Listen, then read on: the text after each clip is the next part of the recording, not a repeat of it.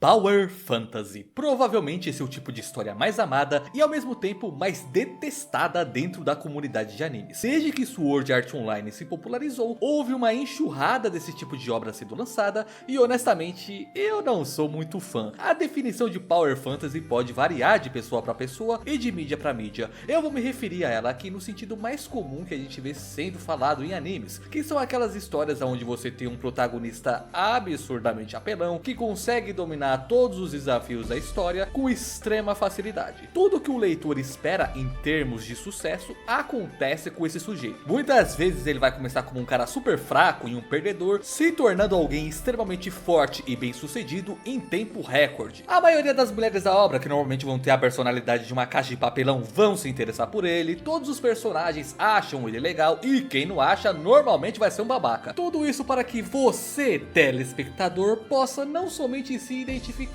mas se projetar no personagem e assim viver uma fantasia de ser alguém bem sucedido. Pense naquelas cenas cômicas onde um personagem se imagina sendo badass, tendo a vida perfeita e sendo melhor que todo mundo. Um Power Fantasy é basicamente isso daí, mas levado a sério. Esse elemento de realização de desejos não é exclusivo de Power Fantasy, ele está presente em quase toda obra de ficção. E isso não é algo ruim por si só. Se a vida real fosse suficiente para satisfazer ali todos os nossos anseios, muito provavelmente a gente nem se interessaria por ficção. Então boas histórias normalmente exploram desejos humanos, seja de conseguir se superar, de encontrar o amor, de despertar um senso de aventura ou até mesmo o desejo por redenção. Porém, quando uma história exagera muito na realização de desejos, ela corre o risco de se tornar um Power Fantasy. Não basta você sair de alguém fraco e se tornar forte. Você tem que se tornar um deus absoluto que humilha todos os adversários. Não basta você ser alguém desajeitado que acaba encontrando o amor na pessoa mais improvável. Nada disso. Todas as fêmeas do planeta Terra têm que sentir atração por esse cara. Na minha opinião pessoal, isso é quase uma corrupção da realização de desejos de uma narrativa normal.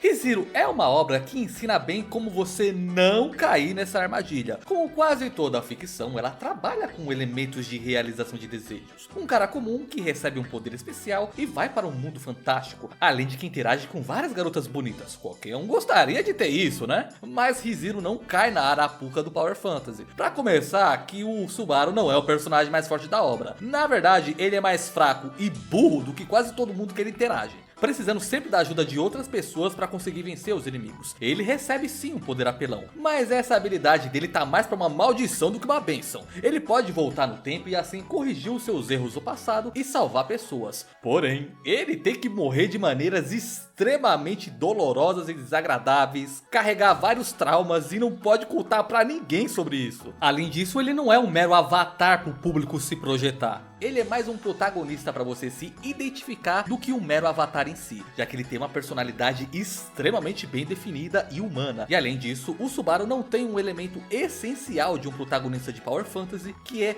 a ideia de que o público-alvo gostaria de ser ele. Em um Power Fantasy clássico, a gente quer estar no lugar do protagonista porque a vida dele é melhor que a nossa, né? Mas se você assistiu Re:Zero com os olhos abertos, você não quer estar na pele do Subaru nem a pau. Rapaz, o que esse maluco sofre não tá escrito, parça. O mundo não é o parque de diversões dele, é um lugar que ativamente tenta destruí-lo. Claro, com o tempo o Subaru vai melhorando de vida, ele começa a ser mais reconhecido, respeitado pelas pessoas e até mesmo consegue o amor da Emilia e da Ren, né? Mas ele só consegue isso depois de comer o pão que o diabo amassou. Nesse sentido, é uma história clássica de alguém que se esforça muito e é recompensado no final. Agora, Power Fantasy no geral costuma ser só uma encheção de ego do personagem principal e por procuração do público, frequentemente usando umas abordagens de escrita que eu considero profundamente desagradáveis. Então vamos ver por onde eu começo.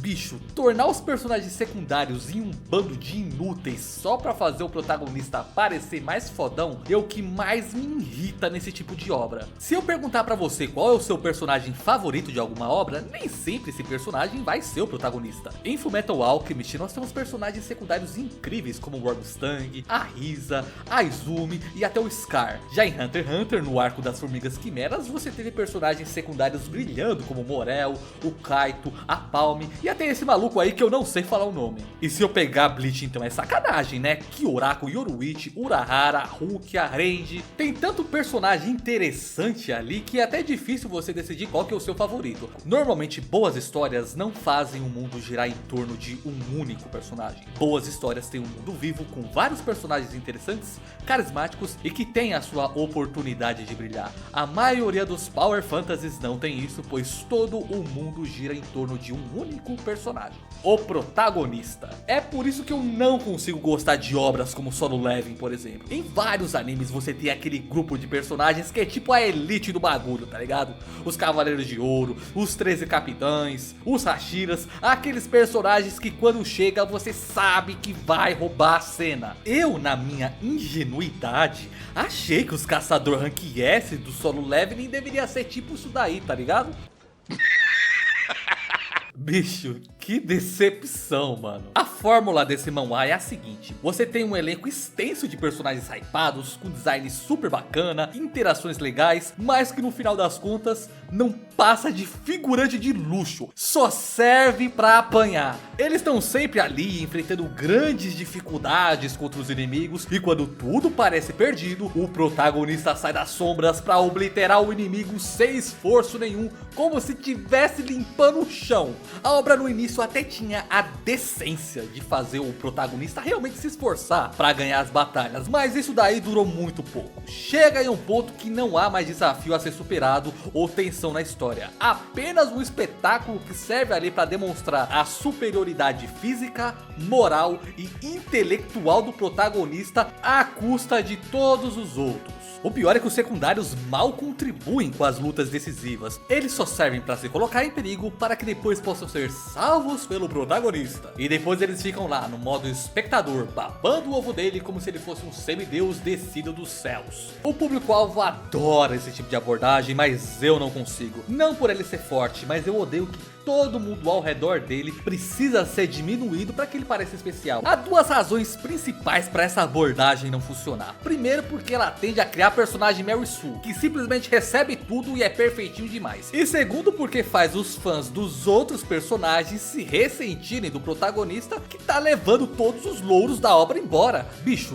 ninguém gosta de pessoas que simplesmente recebem tudo, mesmo se for pessoa fictícia. A não ser que você se fantasie como o personagem que tá fazendo isso, né? Que normalmente é o objetivo dessa abordagem porca. Um bom personagem não precisa usar os outros de escada para ser exaltado, muito pelo contrário. Personagens bem construídos enriquecem aqueles ao seu redor ao invés de diminuir eles. É isso que histórias como Fullmetal Alchemist fazem, por exemplo. A luta final contra o vilão em Fullmetal foi o momento de fazer a maioria dos personagens da obra brilharem. Todos eles se juntaram para conseguir derrotar a ameaça final, até mesmo figurantes sem nome. Você tinha ali personagens que eram mais fortes que outros, porém todo mundo teve a sua contribuição para aquele confronto. O Roy Mustang, por exemplo, estava cego, então ele contava com a ajuda da Risa para dizer em qual direção ele precisava lançar chamas. O Zika do pai do Edward tancava a maioria dos ataques, que podia matar todo mundo de uma vez só. Todos os combatentes físicos se juntavam para meter porrada no vilão e assim desgastar a pedra filosofal dele. E o rabo do protagonista é salvo por um monte de figurante que nem nome tem. E no final das contas, um dos personagens que mais contribuiu com a luta não foi nem o protagonista, foi o Ganância, um personagem secundário que transforma o corpo do cara em carvão, e o Edward só precisa dar o golpe de misericórdia. Então, apesar do Edward ser o protagonista, foi justamente com a união de todos os laços que ele fez na história que o grande mal foi vencido no final, o que está totalmente correlacionado com os temas e mensagens da obra. A maioria dos protagonistas de Power Fantasy teria fracassado no teste dos sinos do Kakashi. Nem mesmo o Sword Art Online, que popularizou essa parada de Power Fantasy, é tão escroto quanto essas obras mais modernas. Pra começar, que o Kirito só humilha a personagem bucha. Quando é algum antagonista realmente forte, ele tem que suar bastante pra vencer, ganha sempre quase por um tris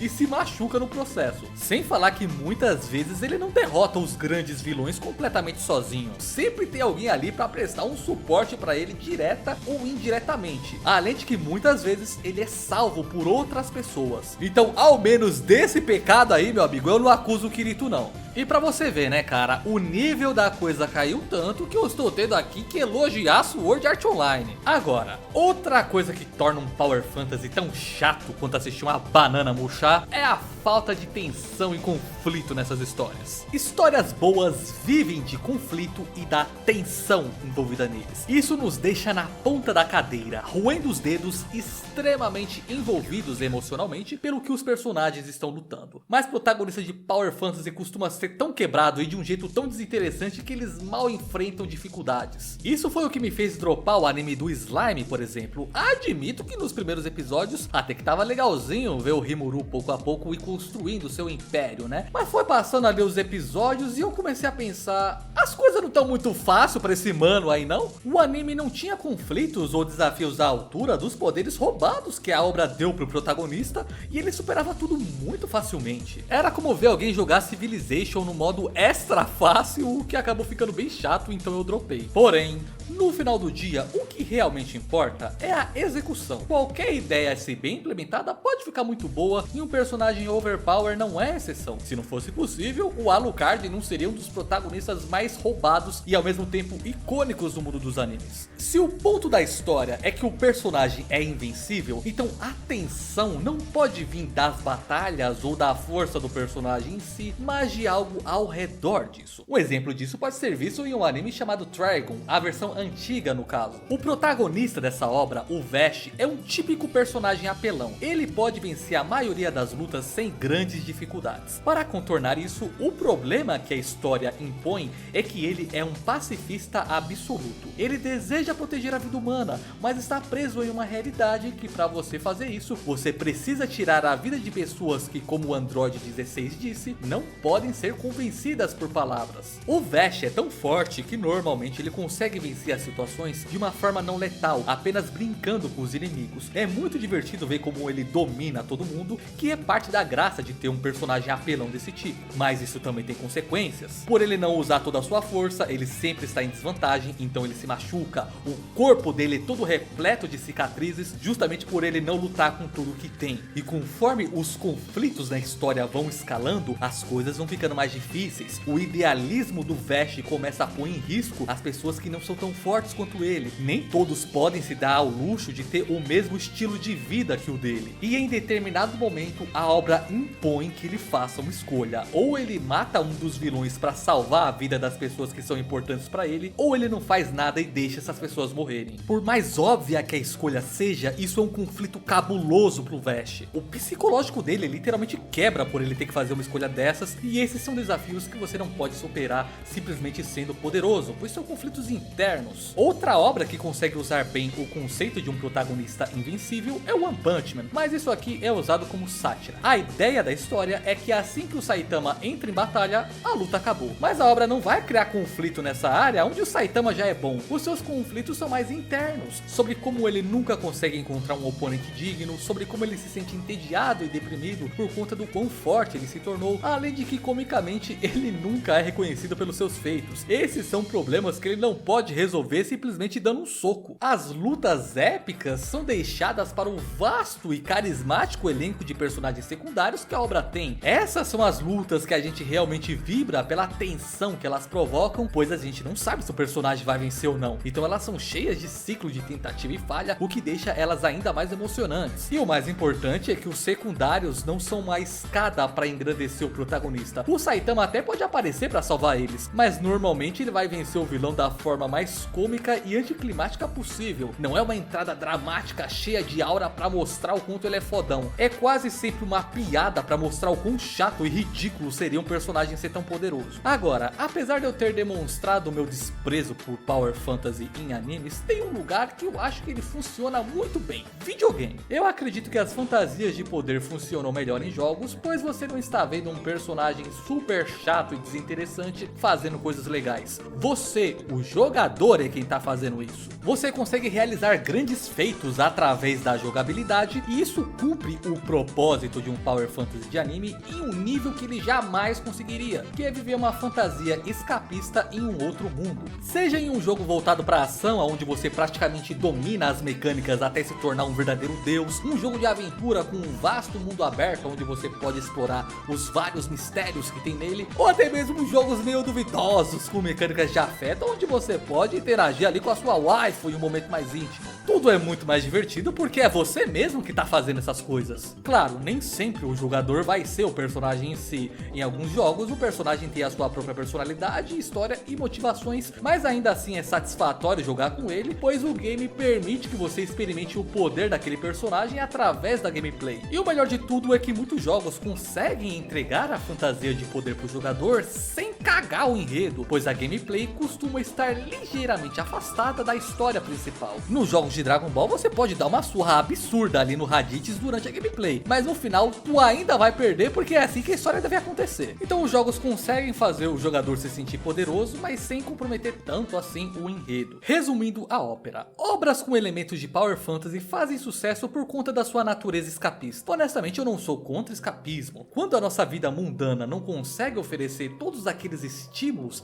que a gente precisa para ter uma vida plena, é completamente natural buscar isso em alguma forma de ficção para ter uma espécie de catarse e assim suprir essa necessidade. Todo mundo faz isso em algum momento, mas honestamente eu prefiro fazer isso com videogame mesmo. Quando eu tô assistindo anime ou lendo mangá, eu prefiro consumir uma história mais real. Eu quero me identificar com os personagens por conta dos seus dramas, por conta de quem eles são, não usar eles como um avatar para viver uma fantasia. Eu sempre achei isso bem cringe, para ser honesto, e na maioria das vezes vem às custas da escrita da história. Mas isso daí sou só eu. Agora eu quero saber de vocês, o que vocês acham sobre isso daí. Eu vou procurar ler a maioria dos comentários, pois é um assunto bem polêmico e eu acredito que as opiniões vão ser as mais variadas possíveis. Então pode soltar o verbo aí, fechou? E basicamente era isso que eu queria falar hoje, meus bruxos. Muito obrigado por vocês terem me assistido até aqui. Obrigado aos membros do canal por apoiarem esse conteúdo e eu vejo vocês no próximo vídeo.